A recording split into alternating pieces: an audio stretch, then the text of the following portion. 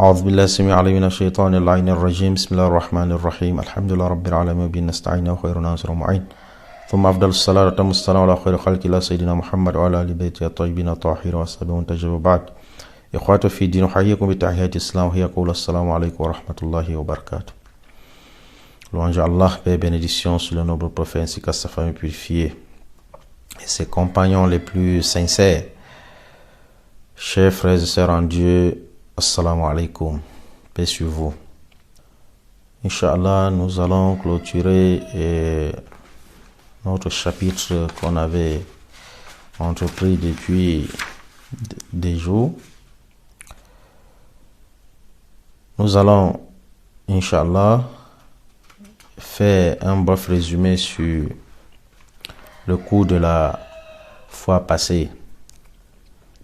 On avait dit que le voyageur spirituel a besoin de 3 piliers.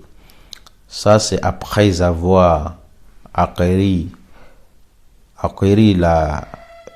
le dogme dans tous les composants du dogme qui est Al-Aqidah. Après cela, il doit avoir 3 arcanes, 3 piliers, qui est le Saint-Coran, la prière, ainsi que le fait d'être le... Donc l'auteur nous dit, pour résumer le cours de la fois passée, entre le Saint-Coran, la prière ainsi que le fait d'être représentant d'Allah sur terre, nous pouvons en tirer certains points qui suivent. Al-Oula, Nuqtatu Oula, Ma yazharu min al-ayat al-mubaraka min al-rabt al-wathiq bain al-Qur'an wa al-salat.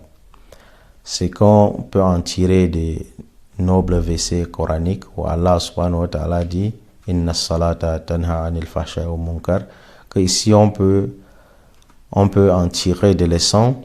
Ce quoi est que il y a un lien solide, rabt al-wathiq, un lien solide entre le Saint-Coran et la prière.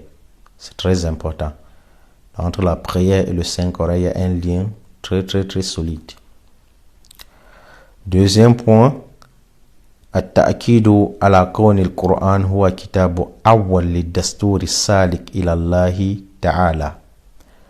C'est la confirmation, le fait que le Saint-Coran est le statut, le code pénal du salik, du voyageur spirituel.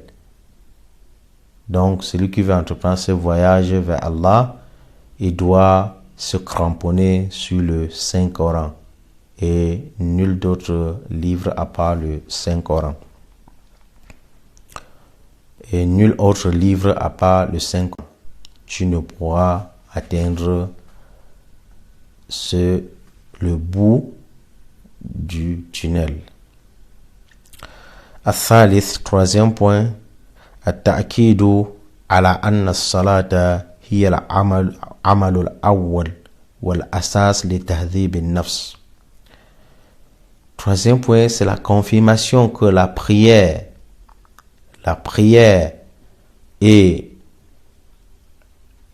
le premier acte qu'on doit accomplir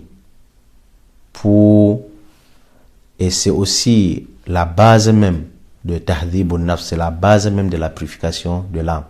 Tu ne peux pas purifier ton âme sans prière. La première des choses, al-asas, les piliers même, la fondation de ce tahdhibun nafs, c'est d'abord la prière. Donc d'aucuns diront que par exemple en Inde, vous voyez des Indiens qui font des actes inimaginables. Par exemple, tu vois quelqu'un qui peut traverser un mur. Tu vois quelqu'un qui peut faire des choses incroyables. Ça, c'est dû à ce qu'on appelle Riyada. Riyada, qui est certains exercices qu'on peut accomplir. Car vous voyez, vous savez très bien que l'âme a des conditions, à certains interdits. Les Indiens, beaucoup d'entre eux sont des végétariens qui ne consomment pas de chair. Il y a des exercices en regardant qu'on peut accomplir et arriver à faire certaines choses. Mais cela ne voudrait pas dire que celui-là est sur le chemin de la purification de l'âme ou bien il a atteint la perfection. Je vais vous raconter une histoire qui s'est passée à l'époque de Imam Sadiq alayhi salam. Il y avait un chrétien à l'époque de Imam Sadiq alayhi salam qui faisait ce genre de choses. Donc, par exemple, les gens mettaient des choses dans leurs mains sans que le chrétien ne soit au courant, mais lui disait ce qui se trouvait dans la main. Les gens venaient et ils racontaient leur histoire, leur passé, ainsi que leur futur. Pourtant, ils ne les connaissaient pas. Les musulmans étaient étonnés et vraiment dépassés, se disant que mais si un chrétien arrive à faire ceci, ça veut donc dire que vraiment l'islam, nous qui sommes musulmans, qui se dit que nous sommes dans la voie droite, pourquoi on n'arrive pas à faire cela? Lorsque cela est arrivé chez Imam Sadiq alayhi salam, Imam Sadiq demanda d'amener le chrétien. On l'amena. Lorsqu'on l'amena, Imam Sadiq lui prêcha l'islam jusqu'à ce qu'il embrassa l'islam. Après avoir embrassé l'islam, Imam Sadiq mettait maintenant une pièce dans sa main en couvrant et demanda aussi à ces anciens chrétiens qui étaient devenus musulmans de quoi il s'agissait et n'arrivaient plus à le dire. Imam Sadiq a dit: pourquoi est-ce que tu n'arrives plus à faire ce que tu faisais avant ton islamisation? Lorsque tu étais chrétien, tu étais croyant, tu étais sincère, tu étais juste. Allah avait pris toutes tes bonnes actions pour te récompenser ici-bas. Donc c'est pour cela que tu arrivais à prédire l'avenir des gens. C'est pour cela que tu avais ce karama. Mais lorsque tu t'es islamisé, Allah subhanahu wa ta'ala a enlevé tout cela et gardé pour l'au-delà. Allahu Akbar. Donc, ce que tu faisais, ce n'était que pour le bas monde. Lorsque tu seras dans l'au-delà, tu n'auras rien. Tu ne devras avoir rien dans l'au-delà. Mais lorsque tu t'es islamisé maintenant, Allah te réserve cela. Tout cela, Allah réserve.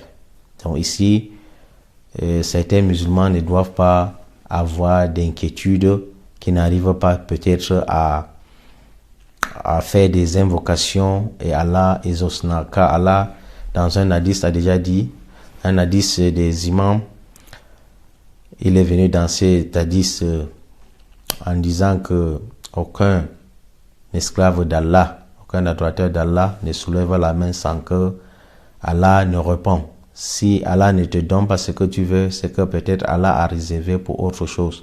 Ou bien Allah a pris cela pour réserver pour entendre davantage ta voix en train de l'appeler.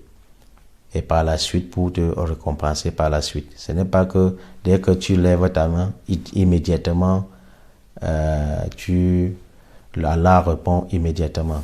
Non. Donc, cinquième point maintenant. Il dit maintenant, cinquième point, التمييز بين العارفين بالعرفان الصحيح. Le voyageur spirituel doit aussi faire la différence entre les urafas, les gnostiques, des vrais gnostiques, des faux, parce qu'il y a des faux gnostiques. Vous voyez, quelqu'un dit les arif, ana arif, j'ai vu telle chose en songe, telle chose en songe, pourtant c'est plutôt le diable qui embellisse toutes ces choses-là. Donc il faut essayer de faire la différence entre des vrais gnostiques qui sont des urafas ainsi que des faux. Donc, il faut faire la différence, Inch'Allah.